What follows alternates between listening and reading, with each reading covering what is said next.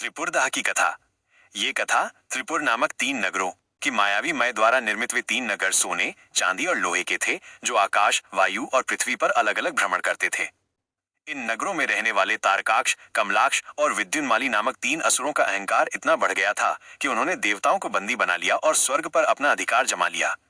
इन नगरों को नष्ट करना असंभव था, क्योंकि ये केवल तभी नष्ट हो सकते थे जब तीनों नगर एक सीध में आए, और वो क्षण लाखों वर्षों में केवल एक बार ही आता था। देवताओं की प्रार्थना पर महादेव ने इस चुनौती को स्वीकार किया।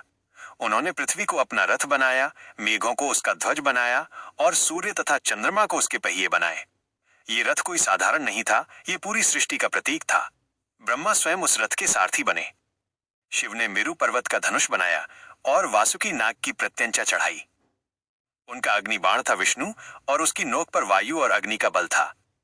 लाखों वर्षों का इंतजार था। देवता, मनुष्य और पूरी सृष्टि उस एक क्षण की प्रतीक्षा कर रहे थे, जब काल स्वयं उन तीनों नगरों को एक सीधी रेखा में लाएगा और तीनों नगर एक सीध में आए।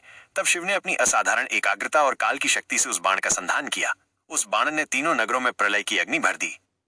ये केवल नगरों का विनाश नहीं, ये अहंकार, मोह और वासना के उन 3 चक्रों का विनाश था जो हमारे जीवन को बांधते हैं। शिव ने एक ही बाण से यह संदेश दिया कि अहंकार की कोई भी रचना काल के समक्ष टिक नहीं सकती।